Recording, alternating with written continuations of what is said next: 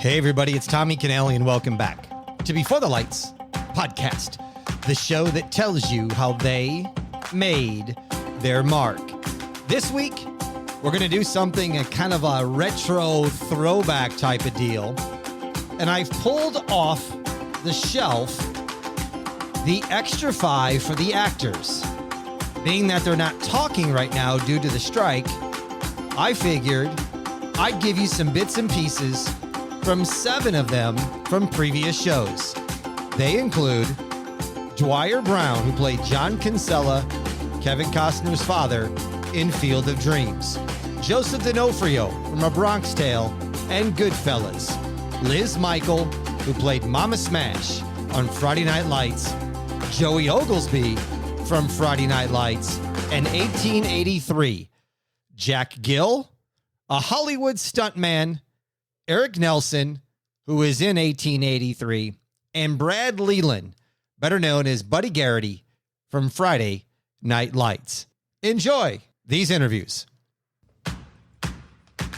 The Extra 5 is here with Dwier Brown.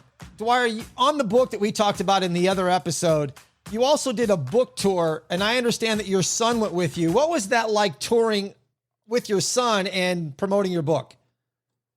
Well, it was fantastic. I took my in-laws and my son and his cousin. Anyway, what was kind of cool is most of my acting success happened before my kids were born.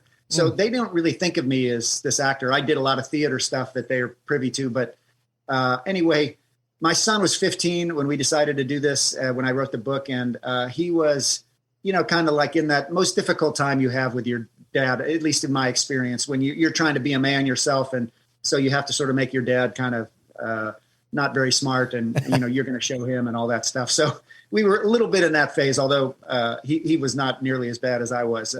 Anyway, we go there and we arrive at the Field of Dreams. We had a Winnebago that they were kind enough to donate to us for our book tour. I arrived there and Woody just can't believe it. Like there's just thousands of people and they all are crowding around me and asking me to sign stuff. And I sort of see them disappear into the periphery of the field.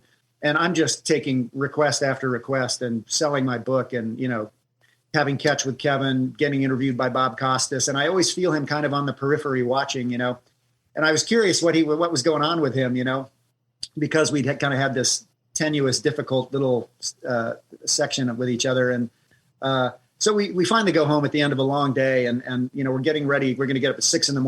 and get off in the Winnebago. We had to drive all the way to Cleveland from Iowa. And he comes up to me kind of sheepishly in the morning and he's like, hey, Dad, yesterday you were out there and, you kind of had a catch with, a lot of people, pretty much everybody, but you didn't have a catch with me.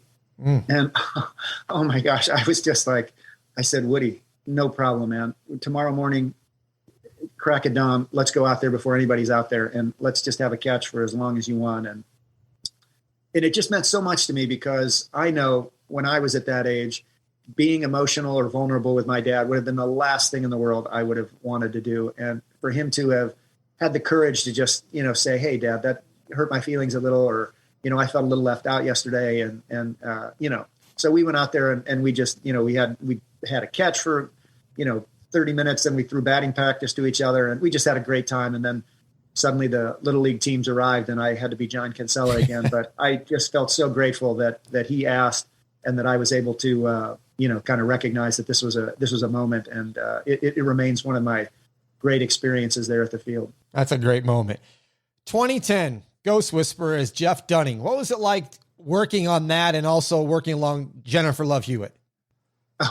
It was fun. Those jobs, it's weird doing episodic stuff, particularly a show that's been on for years.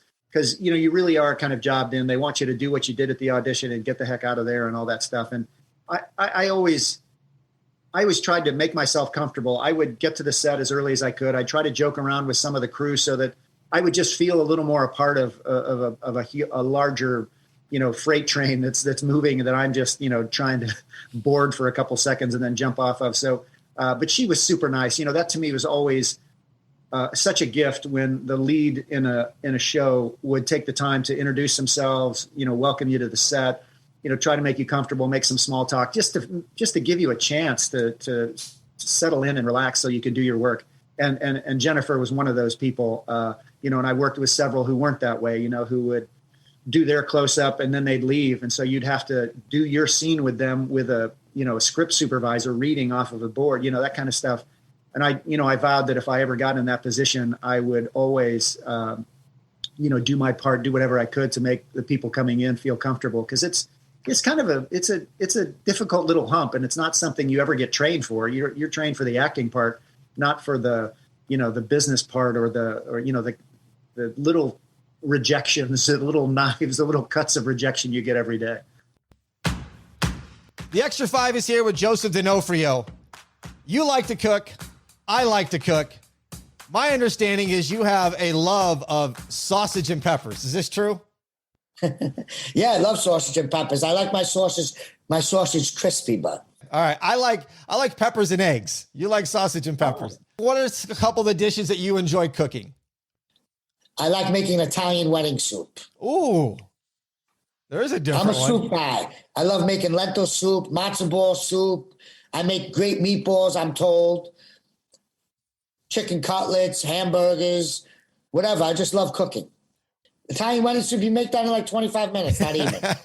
I don't know if I could. I'm more into, you could. I'm more into, cannolis and stuffed shells and making those types of things. So I don't make a lot of soup. So you and I might go well together. Joseph, I want to talk about some of the stuff that you've been nominated for and have won, which I think is outstanding. That kind of gives you rewards for what you've done in your career. In 2021, you were the winner of the NYC WebFest Award for the best pilot of Street Smart. What is Street Smart, and what all were you involved in this project? Street Smart is a show about Staten Island fighting the opioid epidemic. Okay. Tony Welch, good friend of mine, wrote it and had it made and produced it. And he asked me one day to do it. He had a character that he wanted me to play. And I went and I played it, and we won the award. And I'm happy. Hopefully they're going to start making some episodes of it. It's a great, great show. And Tony Welch is great in it. You got Johnny Imparoli in there and a couple other great people. Joanne. Another one that you were the winner of Best Actor in a Comedy by Brightside Tavern Film Festival was Pasquale's Magic Veal. This sounds like this is pretty funny, and I don't even know what it's about. I was trying to find it, but I couldn't. Oh, it's great. You got to watch it. It's on my Facebook page. I got the whole thing up there. It's 20 minutes. Okay. It's probably on YouTube too. Pasquale's Magic Veal. Me, Dan Grimaldi, Vince Pastore, Artie Pasquale, and my friend DJ directed it.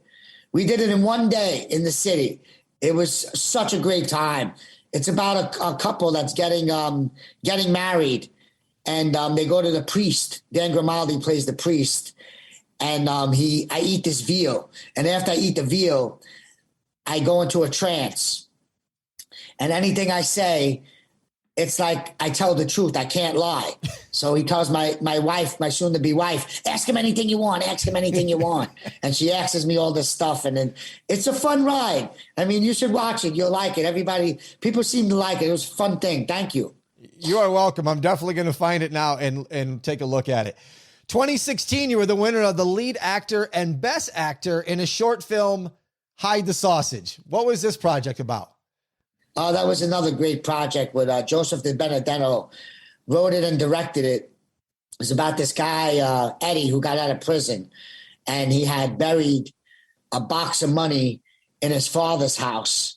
So basically he's trying to get this money. Meanwhile, people are looking for him because they owe him money. And, it's a great ride. It's a great ride. I had a goatee in that one too. And it was fun to do with Joe. Joe directed me in that. It's actually on my page also, right next to Pasquale's Magic Veal. It's another good piece. I really enjoyed doing that. And I'm really proud of the work in that, not only by me, by the other actors and, the directing and everything in that. Well, first off, I want to say congratulations on all these awards. And my last question to you is, what is a challenge of directing or acting in a short film? Directing wise, basically it's making sure, the sound, the lighting everything is on point from, the angles where the actors are looking at the camera to the angles of the arms, the background, everything. It's just so much things you need to know. I mean, acting challenge, basically, just being in the character and just being there, being in the moment, and if you're angry, be angry, but not too angry. If you're sad, being sad, but not too sad. Being, where you're supposed to be in the script, and if I'm working with a director, having the director letting me know, I'm going to come to the set and do what I do and how I think the character is, how sad he is or how angry he is. But it's, the director's job to basically, if I'm doing it too sad, to be like, Joe, he wouldn't be that sad, or doing it too angry, I try to come and do it the best I could, but I'm not perfect because, it's not my story and it's not my script. It's just somebody else's. So I just come with my choices, and whatever you want me to do different, I do it. The Extra 5 is here with Liz Mikel. Liz, let's start here since we teased it a couple times on the other show. You played Gertrude on Get On Up. Let's talk about that project and then working with the late Chadwick Boseman. All right. I was, once again, going from theater to film. I was in the middle of, in fact, in the very middle of performing Raisin in the Sun. I was playing Lena Younger, the mother, the matriarch. And we were doing it in rep with Clyburn Park, which was a play that was written later on about the same family or what happened to the family after they moved into the neighborhood. And so I happened to be off. I had auditioned. I sent in a tape after my performance one night. I just was still dressed as Lena Younger. And I submitted a tape via my agent to the casting director. And then my agent contacted me and said, hey, you got a call back, but it's in Natchez, Mississippi. And when I knew anything, my daughter got in the car with me and my granddaughter, and I got out of A Raisin in the Sun, drove to Natchez, Mississippi, and went in the room the next morning with Taylor. And I wasn't privy to this, but I was told later, James Brown's grandson was in the room when I auditioned, and he told somebody when I walked out, Tate said, there's Gertrude. There's Gertrude. So I drove back to Dallas and did my matinee the very next day. I didn't realize I had gotten cast, and I think I knew Chad had played in 42, but I hadn't had a chance to meet him, and I hadn't seen 42. But when I got on that set, and my first scene, of course, was with Dan Aykroyd. But I met Chad, and he was just so wonderful and open, but he had this swagger about him because he was Mr. Brown on the set, and that's how everybody addressed him, as Mr. Brown. But he was down to earth. Hey, baby, how you doing? But he was in it, And I watched him that very first day we shot the Tammy show. And I was not acting. I was standing with Dan Aykroyd in the wings, watching Chad perform as James Brown during the Tammy show. And he had the moves, he had the excitement, he was in and so I'm literally hitting Dan Aykroyd like, do you see this? Do you see this? And I wasn't putting on anything. It was so genuine. It was infectious. Watching him, he was when you talk about a craftsman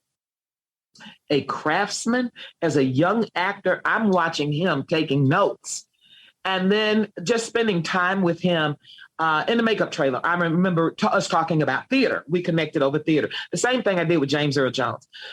Some people don't know the world of theater that have mastered the craft of TV and film.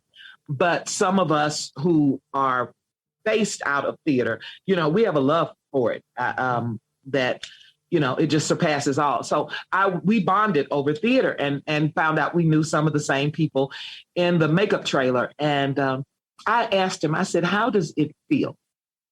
You played Jackie Robinson, a icon. And now you're playing James Brown, another icon, but on a totally different level. He said it requires the same amount of specificity and dedication, but on a different level, because Jackie was such an athlete, but James Brown was an athlete as well, but an artist. But it required so much of his craft to construct the lives of these men and make them three-dimensional as they were, multifaceted as they were, and not come off as a caricature or putting them on or whatever. He became the character. He became that person. Mm-hmm. James spoke to him. So, and what didn't hurt also, he did visit James Brown's hometown. He worked in the choreography with the choreographer, endlessly. And vocals, he was just an exemplary young man. And I'm so proud that I had the opportunity to just sit and break bread with him, talk with him, visit with him in the makeup trailer and watch him work on set. He was tremendous. And I want to put a link to this in the show notes, as well as all your social media sites. People, you got to follow Liz on her YouTube channel. She has got some really good stuff on there. There is some things from Monday Night Music Therapy that were back during the pandemic. And then you have some stuff where you have some singer showcases. I got all hold of one of them, and you did a parody to I Will Survive. And I'm telling you, I had tears in my eyes. I was laughing so hard, but oh yeah, it's a little saucy. It's a little saucy, but that YouTube channel is really good. I have to put up some more things because I do host an open mic here in Dallas every Monday. I've done it for 7 years. Music Therapy happened because of the pandemic, where we could not do live performances and invite people to perform every Monday. So my music director, Lenny Nance, myself, and a friend of ours, Chuck Ledbetter, got in the living room and played for tips on Mondays and brought that music therapy into people's homes live on Facebook Live. But I do it live and in person at the Balcony Club here in Dallas, 1825 Abrams Road, every Monday night starting at 9:30. No cover charge, live band, open mic, and it's a happening. It's a scene. The Extra 5 is here with Joey Oglesby. 2014, you were a producer in a short film, The Condemned. Montana in 1867, a young mercenary leads a potentially innocent man into the wilderness to dig his own grave. How was it for you not only being part of this as an actor, but now producing your own stuff? It was a really cool experience. I love that script. I love that character. We had some cool things happening as far as this really badass cinematographer that was coming over from, he'd been shooting Longmire. Just some things came together, but short films are hard. And it's hard. I didn't really have a lot of producing to do once I became the actor on the days. I was really raising money, using contacts to help make it happen. And that was a tough experience, the actual days. In one way, it was such a great experience because my dad came out and was there for the 3 days shooting, and it was a Western. My dad loves Westerns, and but you learn things, and a lot of times you're working with a lot of people with very limited budgets, and a lot of people have different things they're trying to accomplish. And so some of the things on that, I think taking from it was you have to learn to fight for your time. And because of some of the restrictions on some of it, I only got one take on my big speech or whatever. And as much as I put into it, and there was nothing we could do at that time, right? Mm-hmm. It was what it was. We had to move on, or we weren't going to get the whole thing. We were freezing. It was like 55. We had rain machines on us, and we had to get it in the can, or we weren't going to have a movie. So you let it go.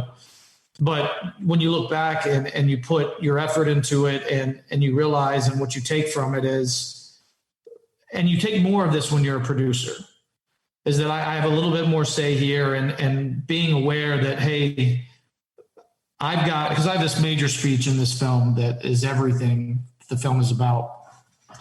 And you just gotta, especially because I'm dealing with frigid, you gotta let me be able to do that scene a couple of times, you know? So you take from it your first time producing that it sounds good to, we can just do it for this amount, or we can do it in 2 days because we really want to have this effect or whatever. It's like, well, maybe in another time you'd be like, no, we got to do it for 20K or whatever the number is. Right.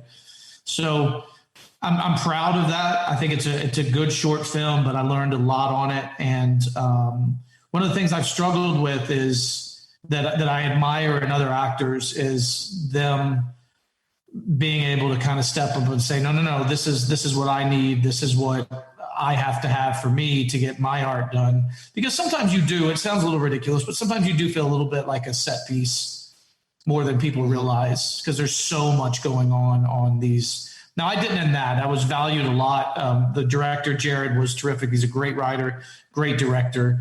We just had some things that just, not everything always goes well.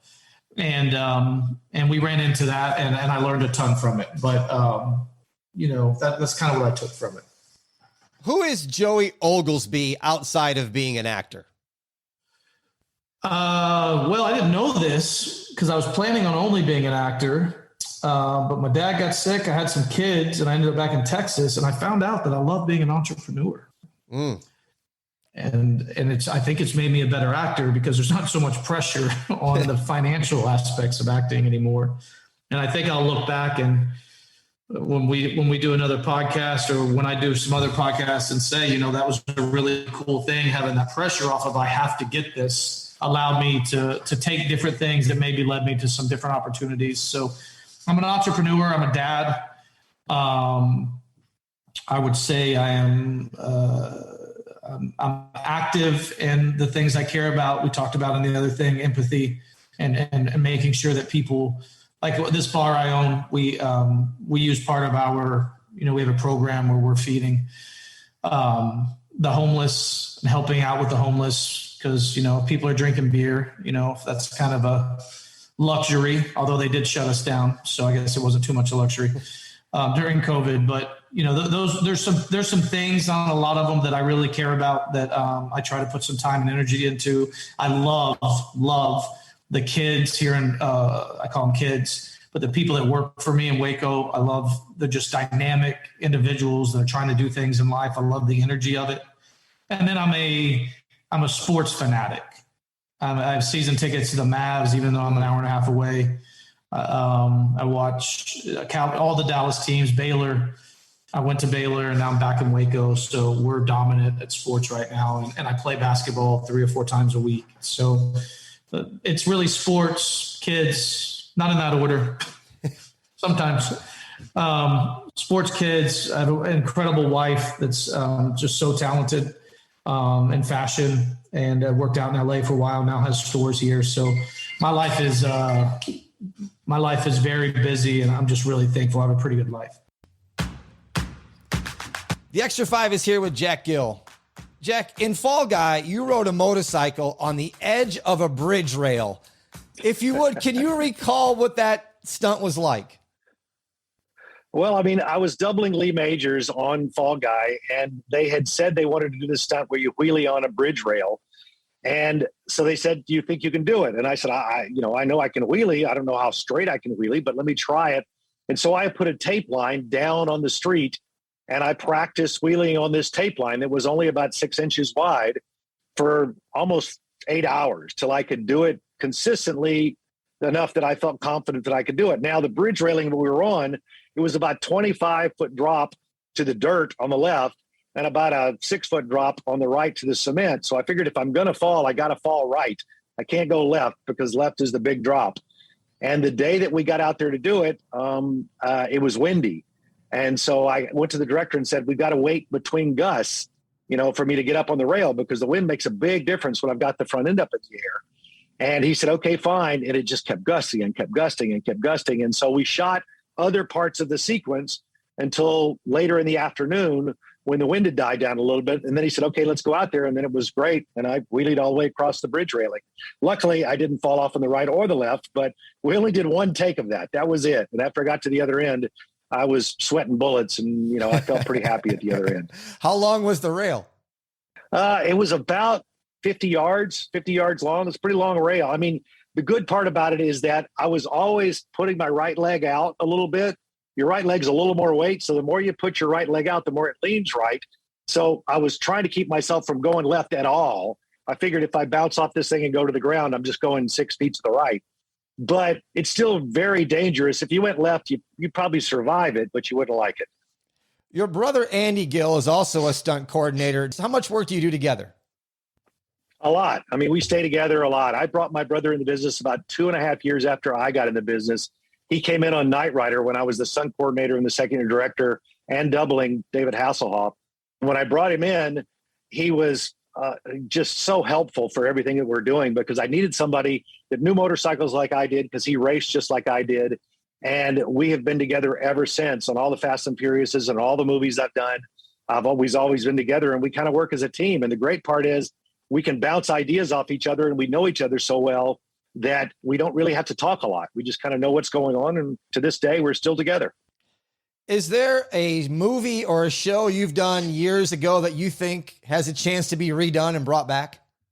Well, I mean, I'd love to do Wild Hogs again. I did Wild Hogs with John Travolta and Tim Allen and, Bill Macy. And it was one of those that was just a funny and fun film to do. And I'd love to see kind of a remake of that, or either a Wild Hogs 2 and do it with them being older, because everybody gets older, but they still ride motorcycles. But the best part about that film was that I rode my Harley to the set every single day. I was on my Harley in this little bitty town doing things that I really enjoyed, and having comedians, break up and try jokes at the table every single day. So it was a fun picture, lots of fun. And those kind of films are fun to work on, and you look back on them today and you just think, wonder why we never made a Wild Hogs 2. So yeah, there are films that I'd love to see be remade. How has stunts progressed since you've gotten into the business?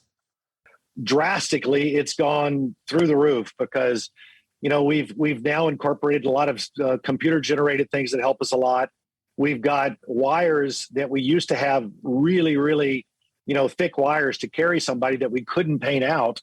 Now we can paint out wires that are very big, because back in my day, they used to have to fly us anywhere, pick us up off the ground on piano wire. Piano wire is very tiny and it breaks very easily. And I've had piano wire break on me a bunch. And sometimes it breaks when you're 8 feet in the air. Sometimes it breaks when you're 20 feet in the air. So you never know. So our business has gotten much safer because of CGI and because of the ability to paint out objects to hold up stunt people, and the fact that we can make things look differently than they normally would. Like I can put in a mountaintop where there's not really a mountaintop, and you can have a car go flying toward the mountaintop and hit the mountaintop that's not really there. So it's very helpful for us. And I think we've kind of worked hand in hand and made the business a safer industry. The Extra 5 is here with Eric Nielsen. Eric, let's go here. 2012, third day of filming for Hard Flip. An accident sends you to the hospital, and then the production company has to recast your role. Speak about this whole incident.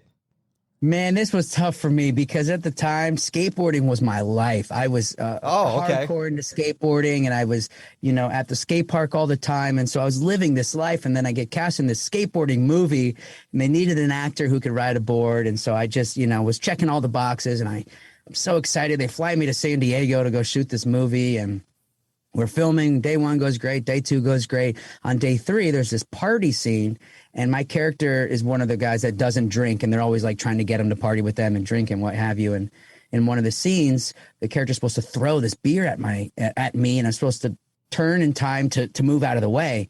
Well, he threw it. I turned, and by the time I turned, it was already at my face, and so it hit me on the mouth and kind of split open against, my cheek split open against my teeth. And it was a glass bottle, so it was really heavy, and my mouth splits right open. I look like the Joker, and they're like, "Are you okay?" And my adrenaline's pumping. I'm like, "Yeah, I'm good. I'm good." And as I'm talking, it's like, getting worse and worse. And so I remember the director at one point was like, "All right, if you're okay and it's bleeding a little bit, but if you feel all right, maybe we can use that in the scene. You want to, see if we can incorporate this. I was like, that sounds great. Let's do it. I'm a young actor. I'm like, I'll do anything you say at this point. And then finally, one of the makeup ladies comes running in the middle of the take. He's like, no, it's not okay. We got to get him to the hospital. And ended up having to have all these stitches inside my mouth and a few on the outside. Kind of had to have a plastic surgeon do the work and such. And they, the director came into my hospital room and he's like, looks like your recovery is going to be a bit. And unfortunately, we don't have the time. So we've got to recast you. And Christian Hosoi is one of the most legendary skateboarders, was in this movie, and Tony Hawk was involved in the whole thing. And so I was just like, oh my gosh, I can't believe this is happening to me. Like, really? Are you sure you guys can't wait? I just need a couple days. I promise you'll never even know. And they're like, no, it's pretty bad. Like, you're not going to be okay in a couple days. They just couldn't wait for me to heal up. And so I got recast right there on the spot, and basically had to sit in San Diego for another week, recovering. And meanwhile, I basically can watch them film the movie outside my hospital bedroom, which wasn't the case, but I knew they were close by doing this movie that I wanted to be doing so bad. And so, yeah, that's just another wake up call as to how this, industry is just relentless at times. And they've got to get done what makes the most sense for them, not always what's, best for the actor. So. You produced the indie feature Wakefield with Jennifer Garner and Bryan Cranston. How did this production happen? Very cool, man. So the lady who wrote it, Robin, she had written Benjamin Button and Memoirs of a Geisha and like all these incredible movies. And I was approached with the script from a producer that knew me well, and he knew I had been doing some producing, and this is actually how it happened. Now I'm remembering. I reached out to him, said, what do you have in the pipeline coming up? At the time, I really wanted to produce a Broadway play because I had worked on Broadway as an actor. My wife and I kind of were introduced to each other through theater. And so theater was our lifeline. And I had always wanted to give back to the community and produce. And so I was like, and he's a big time producer of Broadway. And so I was like, will you send me what you have in the pipeline? And he sent me a list of shows he had coming up. And within the Broadway shows was this movie called Wakefield. And I was like, I know I said I wanted to do a Broadway play, but this movie looks really cool. Huge Bryan Cranston fan. As I've mentioned to you before, Breaking Bad was my show. And so I was like, I want to get involved with this. Scratch the Broadway thing. We'll come back to that another point. How can I get involved with this? And so, we got to come on as a producer, and then I ended up getting to go to Toronto Film Festival and all these incredible, biggest festivals, Telluride all over the world. And then IFC bought the movie. And so we had some success with it, but really it was just a blast to get to work with Bryan on such a uniquely artistic script. And it was a lot of fun. This is the Extra 5 with Brad Leland. Brad, what do you recall and can talk about to my listeners about the time you spent on Walker, Texas Ranger? Oh my goodness. Oh, what a good time we had here. And I got to go back year after year. That was really funny. You get a part on that and you think that's it. And then they would bring us all back, and the local guys around here, they would bring us back year after year as various bad guys. So I got to play a boxer, a cowboy, a businessman, a this, a that, and ended up, I did 7 or 8 episodes of Walker, and each year I would do, a couple of episodes. And then the next year I'd wonder, and then they'd call me back. I get to play another character. So I had a great time doing that. And then that becomes a big family, because after, I think the show was for 9 to 10 years here in Dallas, and it was a giant CBS production. So there was a giant crew here, and we all became buddies. I still run into those people all the time, the crew members. And Chuck was a really nice guy. He was gracious to all of us.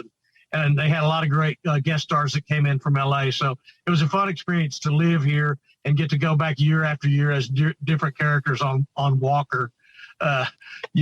Walker was kind of one of a kind. It was what it is. Have you ever done any voice acting work outside of all the other stuff you do? Well, I have. I love doing characters, and I haven't been a big voice actor, but I've done plenty of it. I've done some things where it was those I forgot what they're called. Those stories where you do stories and characters on the radio.